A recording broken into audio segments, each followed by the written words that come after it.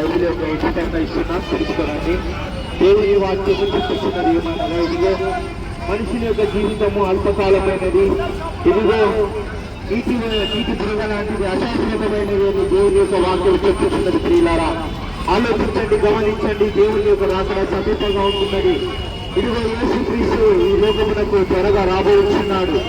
ఎందుకనగా ఇదిగో ప్రతి మనుషులు చేసిన పాపము నిమిత్తం, మనుషులు చేసినటువంటి అపరాధముల నిమిత్తం ప్రతి వారి యొక్క మనిషిని తీర్చిదిద్దడానికి లోకానికి రాబోతున్నాడు. ప్రియులారా, ఆలోచించండి, గమనించండి.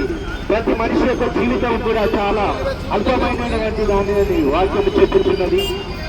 ఇదిగో ఈ లోకంలో పాపము చేసిన వారు, నరహంతకులు, వ్యభిచారులు, ద్రాక్షలు, ఇతరులను మోసం చేసేవారు అందరూ కూడా నిత్య నరకంలో వేయబడతారని దేవుని వాక్యం చెప్పించారు. అయితే యేసుక్రీస్తు వారు ఈ లోకానికి ఇదిగో మనుషులను ప్రేమించి మనుషులు నరకం నుంచి తప్పించడానికి ఆయన లోకానికి వచ్చాడు. ప్రియులారా, మనుషులు చేసిన పాపములను బట్టి ఆయన కలువరి శిలువలో మరణించినాడు. ఇదిగో మనకు రావాల్సిన శిక్ష ఆయన మీద వేసుకున్నాడు. ప్రియులారా, అయితే ఇదిగో మనము ఆయనను అంగీకరించినట్లయితే, ఆయనను స్వీకరించినట్లయితే మనము రక్షించబడతాం, లేదంటే మనం నిత్య నరకాగ్నిలో వేయబడతాం. ప్రియులారా, ఆలోచించండి, గమనించండి. దేవుని వాక్యము చెప్పుచున్నది ఏమిటంటే, ఇదిగో మారు మనస్సు పొందండి, తిరిగి దేవుని యొద్దకు రమ్మని దేవుడు చూస్తున్నాడు.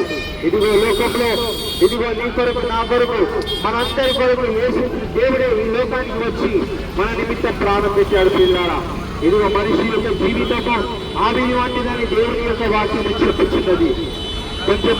కొంతలో కనబడిన అంతలో మాయమయ్యేటువంటి ఆవిరి వంటి జీవితం మనిషి యొక్క జీవితము. ప్రియులారా, ఇదిగో మనుషులు పనుకొని రాత్రి వరకు కష్టాలు, ఇదిగో శాంతి సమాధానం లేక జీవిస్తున్నారని చెబుతున్నది. అయితే యేసుక్రీస్తును ఎందరైతే అంగీకరిస్తారో వారందరూ కూడా సమాధానం కలిగించబడతారని దేవుని వాక్యం చెబుతున్నది. ఆలోచించండి, గమనించండి. దేవుని యొక్క రండి, దేవుడు మీకు శాంతి సమాధానం అనుగ్రహిస్తాడు. దేవుడు నెమ్మది సమాధానం దయచేస్తాడు. ప్రియులారా,